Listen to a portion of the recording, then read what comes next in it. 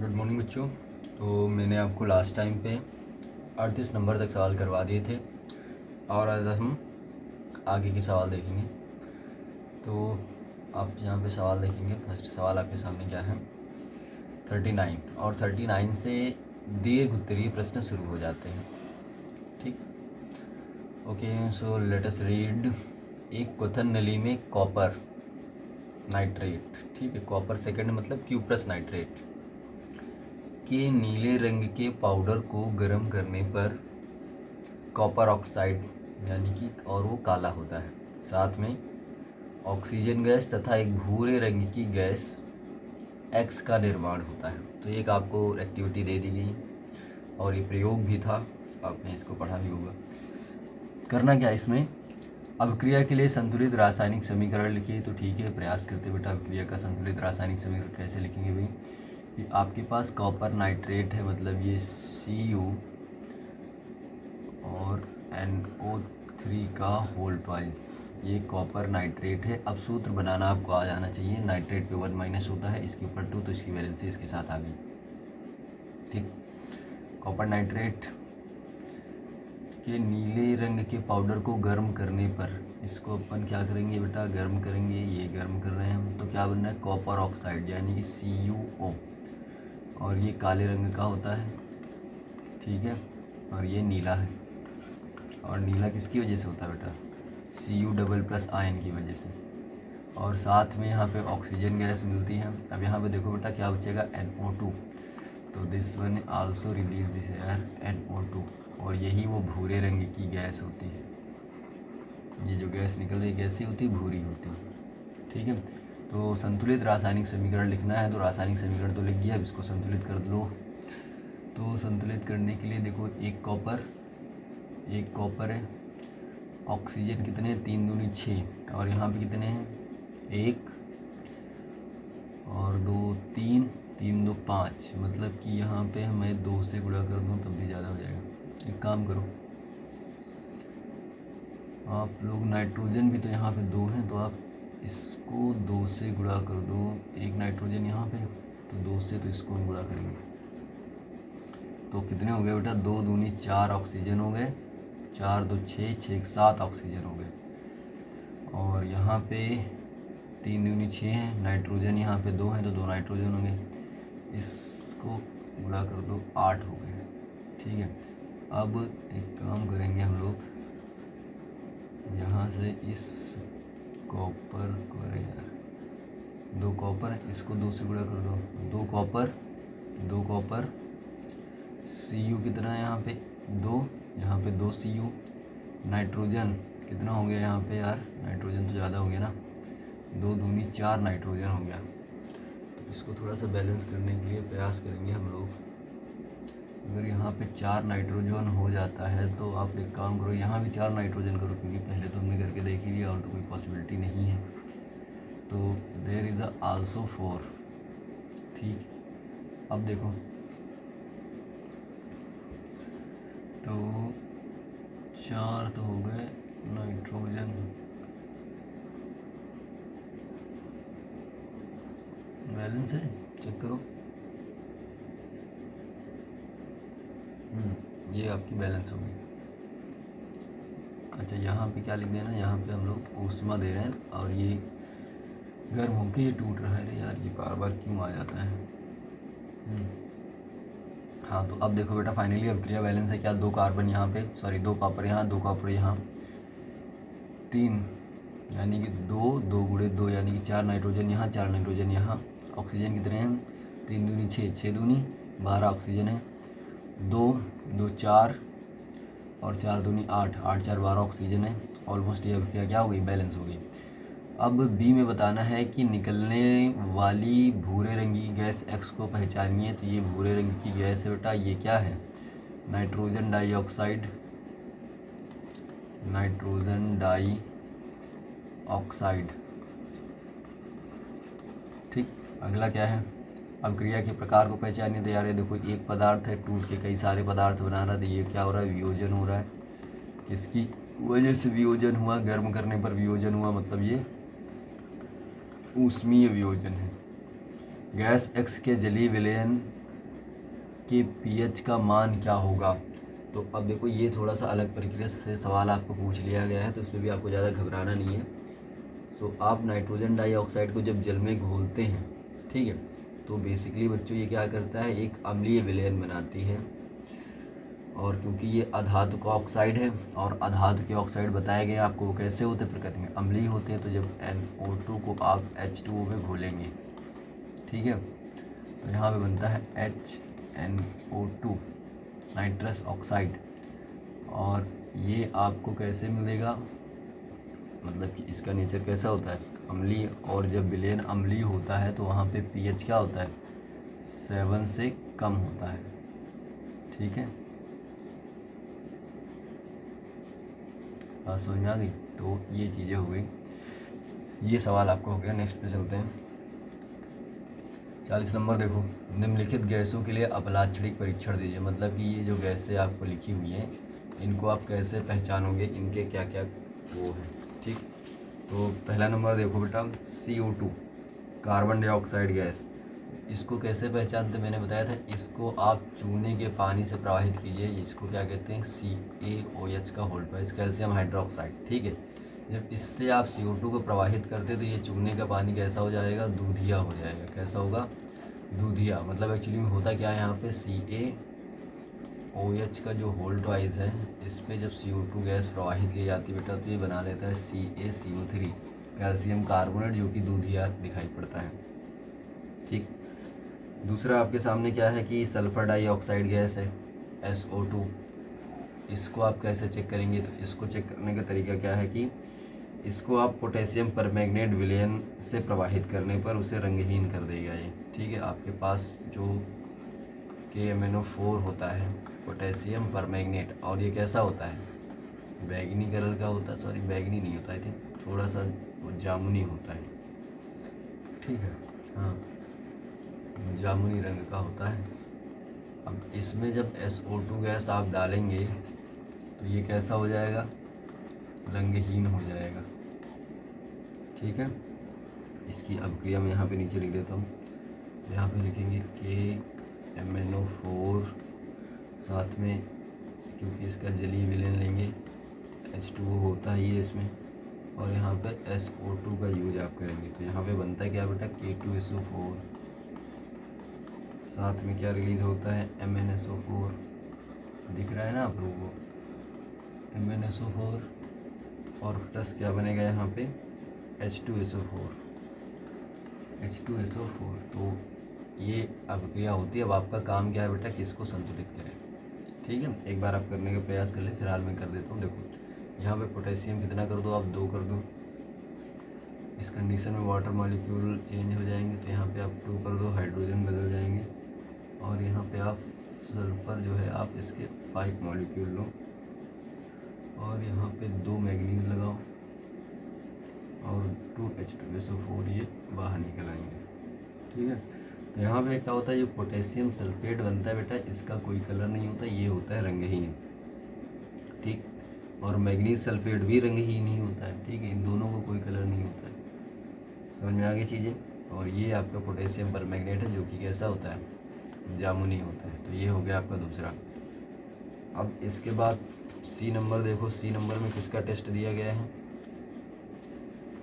C number में दिया गया है ऑक्सीजन का, ठीक है। तो अब इसको कैसे देखो चेक करेंगे, तो मैं इसकी लैंग्वेज लिख देता हूँ यहाँ पे। अब देखो, जब भी अभिक्रिया के दौरान ऑक्सीजन गैस निकलती है, कहीं भी निकलती है, तो इसके लिए आप कोई मोमबत्ती ले जाकर उसके पास रखो, और अगर वो और तेज़ी से जलने लगती है, मतलब कि क्या है कि उसमें ऑक्सीजन निकल रही है, क्योंकि ऑक्सीजन जो होती है वो चीज़ों को जलने में सहायक होती है, ठीक है।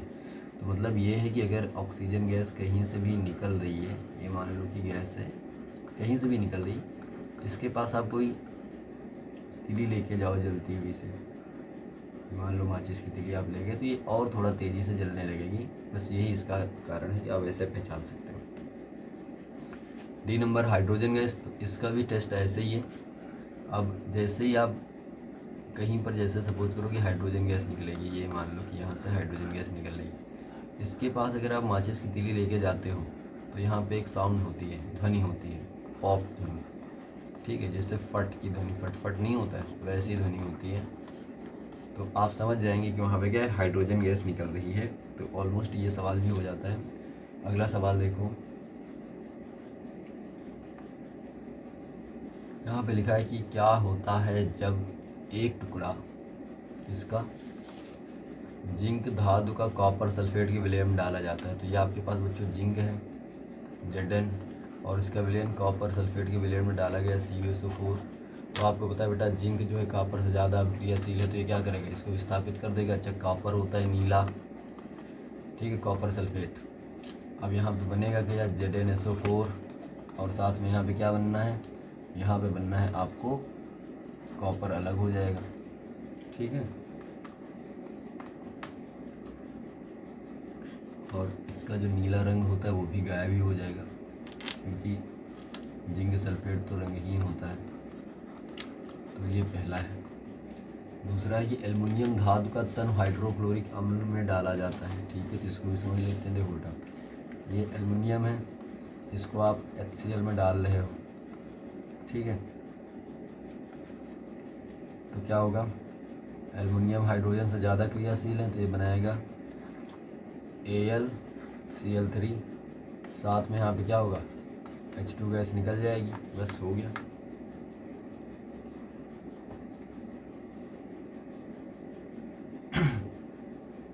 सी नंबर देख लो यहीं पे, सिल्वर धातु, ठीक है, ये सिल्वर धातु है, कॉपर सल्फेट के विलयन में डालो CuSO4।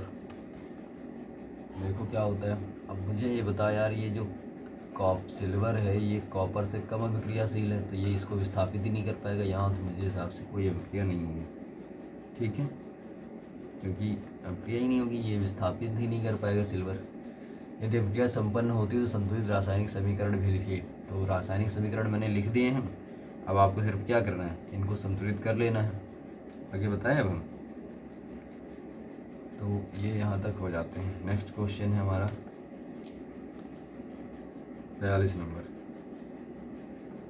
अब 42 नंबर में देखो क्या है कि क्या होता है जब जिंक को number 1 H2SO4, number 2 HCl, number 3 CnO3 और नंबर D NaCl तथा नंबर E NaOH के तन विलयन में अपकृत किया जाता है। मतलब आपको जिंक लेना है, सबसे पहले इसको किस में डालना, H2SO4 में क्या होता है, फिर आपने जिंक लेना है और इस बार इसको किससे डालेंगे, HCl में, तब क्या होता है, फिर भी आपको जिंक लेना और इसका विलयन यानी कि ये जिंक किस में डालना है, HNO3 मतलब नाइट्रिक एसिड में, फिर D में जिंक लेना है और इसको किस में डालना है आपको, NaCl में, फिर E लेना है मतलब जिंक लेना है और जिंक को किस में डालना है, NaOH में।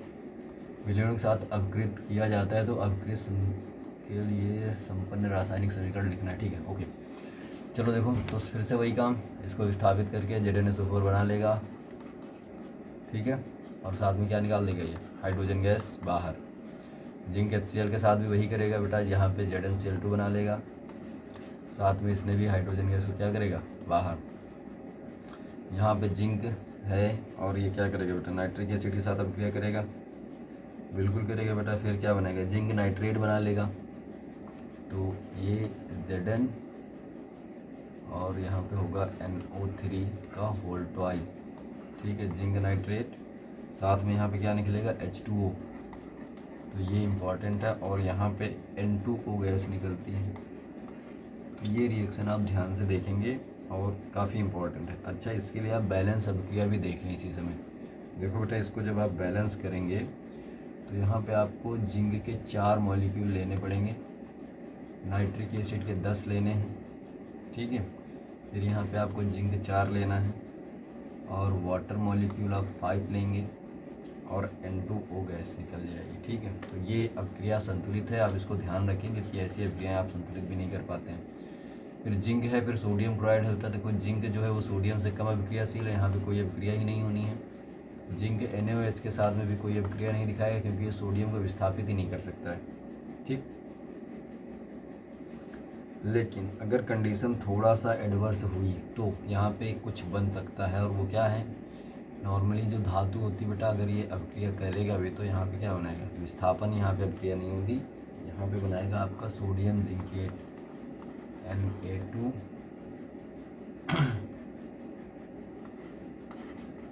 ZnO2। देखो ये अभिक्रिया एज इट इज़ आपको मैंने लिखवाई है और आप इसको ध्यान रखें। सामान्यतः ऐसा होता नहीं, लेकिन आपको क्या बनेगा, यहाँ पे जिंक जो है वो क्षार से अभिक्रिया कर रहा है, ठीक है। और ये धातु है और ये क्षार है, तो क्षार और धातु बेटा आपस में अभिक्रिया करके कुछ ना कुछ तो कंपाउंड बनाएंगे, ये तय है। तो चाहे वो धीरे धीरे ही बने। तो यहाँ पे क्या बनता है, इसका नाम होता है सोडियम जिंकेट, सोडियम जिंकेट, ठीक है। तो ये आपका 42 नंबर सवाल पूरा होता है। अगला सवाल देखो 43 नंबर को एक बार आप रीड आउट कर लें, क्या लिखा हुआ है। सोडियम सल्फाइड, सल्फाइड है, ठीक है बेटा। सल्फाइड के लिए क्या लिखते हो, SO3 के जलीय विलयन में एक बूंद बेरियम क्लोराइड मिलाने पर श्वेत अवक्षेप प्राप्त होता है, ठीक है। संबंधित अभिक्रिया को संतुलित रासायनिक समीकरण लिखिए। इस अवक्षेपण अभिक्रिया में अन्य कौन सा नाम दिया जा सकता है। इस अभिक्रिया में तरल हाइड्रोक्लोरिक अम्ल मिलाने पर श्वेत अवक्षेप विलुप्त हो जाता है, क्यों। तो इसको ध्यान से ही समझ लो आप, क्योंकि ये थोड़ा सा नया है। अब इसमें सबसे पहले तो अभिक्रिया लिखो भाई, सोडियम सल्फाइड, तो Na2SO3, ये सोडियम सल्फाइड है। इसका आपको जलीय विलयन लेना है एक्वस कंडीशन में, और साथ में क्या करना है, आपको बेरियम क्लोराइड डालना है, मतलब BaCl2 आपने इस पर ऐड कर दिया। तो यहाँ पे बनेगा क्या बच्चों, सबसे पहले तो बेरियम सल्फाइड बनेगा, क्योंकि सोडियम जो है बेरियम को हटा देगा। तो यहाँ पे बनना है BaSO3, ठीक। और ये सॉलिड बनता है, नीचे तली में बैठ जाता है, और यहाँ पे निकलता है NaCl। तो संतुलित भी करना है, अच्छा ठीक है, संतुलित कर लो। देखो 2 हैं, तो यहाँ पे आप क्या करो, 2 सोडियम लगा दो, बाकी चीज़ें तो संतुलित ही हैं।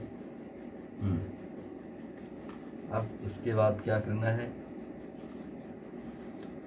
तो इस अवक्षेपण अभिक्रिया को कौन सा नाम दिया जा सकता है। तो यार यहाँ पे सोडियम है, यहाँ पे बेरियम है, दोनों एक दूसरे को क्या कर रहे हैं, विस्थापित कर रहे हैं, मतलब यहाँ पे आयन एक्सचेंज हो रहा है, आयनों की अदला बदली हो रही है। तो ये कौन सी अभिक्रिया होती है, द्विविस्थापन होती है। दिस वन इज द्विविस्थापन अभिक्रिया, ठीक। अगला सवाल, मतलब अगला क्या करें, अभिक्रिया में तनु हाइड्रोक्लोरिक अम्ल मिलाने पर श्वेत अवक्षेप विलुप्त हो जाता है, यानी कि ये BaSO3 है, यही सफ़ेद होता है।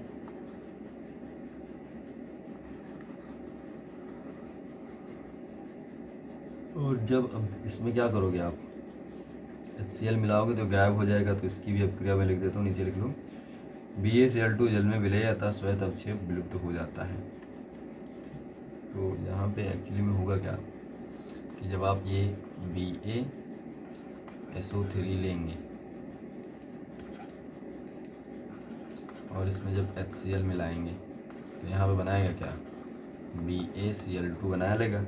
और ये BaCl2 क्या होता है, पानी में घुल जाता है, तो इसलिए इसका जो सफ़ेद प्रकृति है जो नीचे तली में बैठा होता है, वो क्या होगा, गायब हो जाएगा। और साथ में अच्छा यहाँ पे और क्या चीज़ निकलेगी, SO3 बचा हुआ है, तो यही बाहर निकल जाएगा, ख़त्म। तो ये प्रोसीजर होता है। तो ये 43 नंबर हो गया। 43 के बाद सवाल लगेगा है 44। अब इसको देखो क्या है कि आपको कॉपर तथा एल्युमिनियम से बने 2 पात्र दिए गए हैं, ठीक है। मान लेता हूँ एक पात्र हमारे पास ये है कॉपर का बना हुआ, दूसरा पात्र हमारे पास ये एल्युमिनियम का बना हुआ। आपको तनु HCl और तनु HNO3 ZnCl2 के विलयन तथा H2O भी दिए गए हैं, ठीक है। हमारे पास ये मान लो कि HCl दिया गया है और ये HNO3 भी हमको मान लो दिया गया है, और ZnCl2 और हमें ZnCl2 और H2O दिया गया, ठीक है। इतनी चीज़ें हैं। इनमें से किस पात्र में इन विलयनों को रखा जा सकता है। तो ठीक है यार, इसको ध्यान से देख लो आप, इसमें कोई ख़ास मुश्किल काम नहीं है। तो सबसे पहला क्या है बेटा कि जब विलयनों को आप कॉपर के पात्र में रखेंगे,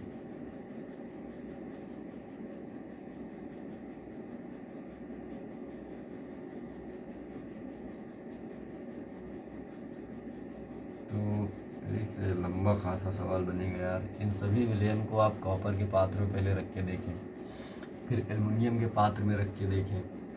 तो चलो खैर बताता हूँ। नंबर 1 है कि यदि आपने विलयन को किस में रखा, कॉपर के पात्र में, ठीक है। सबसे पहले आपने कॉपर के पात्र में क्या रखा, HCl मान लो रखा आपने। जब तक HCl रखेंगे तो वहाँ पे क्या होगा, इससे कोई अभिक्रिया नहीं होगी, मतलब इसको रखा जा सकता है। ये कॉपर है प्लस यहाँ पे HCl है। तो भाई कॉपर जो है बेटा वो हाइड्रोजन से क्या है, ज़्यादा अभिक्रियाशील है, ठीक। तो यहाँ पे तो कोई अभिक्रिया होगी नहीं, तो आप इसके अंदर HCl को रख सकते हो, ठीक, कोई दिक्कत नहीं होगी। अब मान लो कि इसी में आप नाइट्रिक एसिड रखते हो, तो ये कॉपर है प्लस HNO3, यहाँ भी कोई अभिक्रिया नहीं होनी है, ठीक है। लेकिन इसके अलावा जो आपका नाइट्रिक एसिड होता है ये प्रबल ऑक्सीकारक भी होता है। ये क्या करेगा, ये इसको ऑक्सीकृत करेगा और क्या बनाएगा, ये CuO बना देगा, कॉपर ऑक्साइड, और ये हो जाएगा काला। समझ में आ रही कि नहीं आ रही चीज़ें। मतलब इस नाइट्रिक एसिड को आपको इसमें नहीं रखना है, मतलब नाइट्रिक एसिड तो क्या हो गया, कैंसिल, ये आपके कॉपर के पात्र में नहीं आएगा। अगर मैं C केस लूँ, ZnCl2 अगर आप रखना चाहते हो, तो ZnCl2 अगर आप रखते हो इसके बर्तन में कॉपर के, तो यार देखो यहाँ पे कॉपर है, ये जिंक है। अगर यहाँ पे विस्थापन अभिक्रिया हो गई, हो सकता है कि नहीं हो सकता है, नहीं हो सकता है बेटा, ठीक है, क्योंकि कॉपर जिंक से ज़्यादा अभिक्रियाशील थोड़ी, तो यहाँ पे कोई अभिक्रिया नहीं होगी। तो आप इसमें ZnCl2 का विलयन रख सकते हो, ठीक है। आपने यहाँ पे HNO3 नहीं रख सकते, ये ध्यान रखना, नाइट्रिक एसिड नहीं रखा जा सकता। और क्या दिया गया आपको, 3 चेक कर चुके। H2O देख लो, यदि आप D केस बनाते हो और इसमें आप क्या रखते हो, H2O रखते हो प्लस Cu है, क्या बना लेगा ये बेटा, कोई अभिक्रिया नहीं होगी, ठीक है। तो ये कॉपर है, ये हाइड्रोजन है, तो कॉपर और हाइड्रोजन में बेसिकली कोई खास रिएक्शन नहीं होती, यहाँ में विस्थापन भी नहीं होगा। तो नॉर्मली ये जो होगा चुपचाप ये पड़ा रहेगा। हाँ, गर्म करोगे तो कुछ बहुत अभिक्रियाएँ यहाँ पे हो सकती हैं, बट कैजुअली नहीं होगा। तो यहाँ पे आप इसमें कॉपर के बर्तन में जल रख सकते हो, कोई दिक्कत नहीं है। H2O आप यहाँ पे रख सकते हैं, नो प्रॉब्लम, ठीक है। तभी तो हम लोग पीतल के जो ग्लास होते हैं उसमें रखते हैं पानी और पीते हैं। तो ये तो पहला हमने चेक कर लिया जब हमारे पास कॉपर का बर्तन है। इसी तरह से एल्युमिनियम में आ जाओ। अगर आप एल्युमिनियम में हाइड्रोक्लोरिक एसिड रखते हो HCl, ठीक है, तो इसमें क्या होगा, अभिक्रिया यहाँ पे हो जाएगी बेटा, एल्युमिनियम हाइड्रोजन को विस्थापित कर देगा और ये क्या बनाएगा, AlCl3 बना लेगा। मतलब ये तो अभिक्रिया कर लेगा, मतलब इसमें आप HCl के विलयन को नहीं रख सकते हैं, ठीक। जगह इधर हटा देता हूँ ये सब।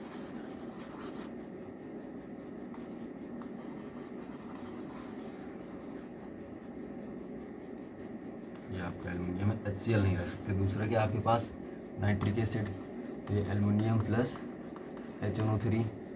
अब यहाँ पे क्या होगा, एल्युमिनियम क्या करेगा, ये तो ऑक्सीकारक है नाइट्रिक एसिड यार, ये एल्युमिनियम को भी ऑक्सीकृत कर देगा। समझ में आ रही कि नहीं आ रही चीज़ें, क्या बना लेगा भाई, यहाँ पे अगर ये एल्युमिनियम ऑक्सीकृत होगा तो एल्युमिनियम ऑक्साइड बनाएगा Al2O3। तो इसमें आप नाइट्रिक एसिड भी नहीं रख सकते हैं, तो यहाँ पे आप HNO3 भी नहीं रख। देखो उसी विलयन को रखना होता है हमें कि जिससे कोई अभिक्रिया ना हो, ठीक है, जिससे वो चीज़ रखी रह सके, हमें ज़रूरत पड़े तो हम उसको निकाल लें। तीसरा आपको दिया गया ZnCl2, एल्युमिनियम है, ZnCl2 है, तो आपको धातु क्रियाशीलता का क्रम याद ही होगा बेटा, ठीक है। मैं फिर से देखो एक बार बताता हूँ।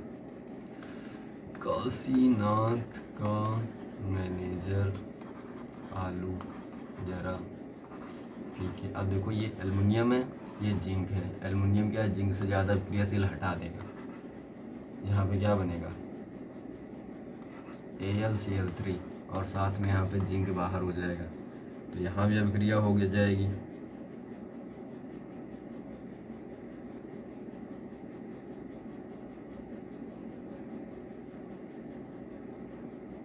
तो यहाँ भी आपको नहीं रखना है, यानी कि इसमें क्या हुआ, ZnCl2 का विलेन भी इसमें क्या होगा, नहीं रखा जा सकता।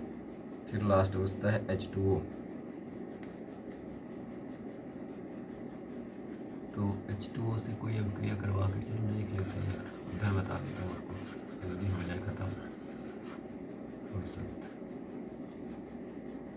तो ये एल्युमिनियम है और इस बार इस पर क्या रख लो, H2O। तो ये धातु बेटा ठंडे जल से अभिक्रिया करके ये बनाएगी आपका Al2O3, ठीक है। तो ये एक लेयर बन जाती है और साथ में यहाँ पे क्या होगा, H2 गैस निकलेगा। तो आप नॉर्मली रख सकते हो, लेकिन फिर भी क्योंकि यहाँ पे ऑक्सीकरण हो रहा है तो आप ना रखें।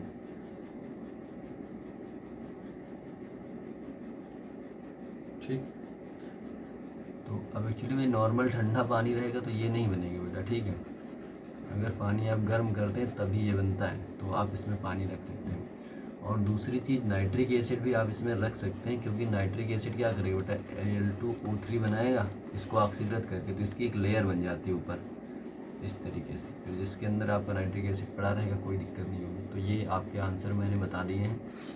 आई होप भी आपको समझ में आ गया होगा। फिर भी नहीं समझ में आता तो आप मुझे कमेंट करना, मैं इस क्वेश्चन को दोबारा से बता दूंगा, ठीक है। That's all. अब तो नहीं है, हाँ ख़त्म।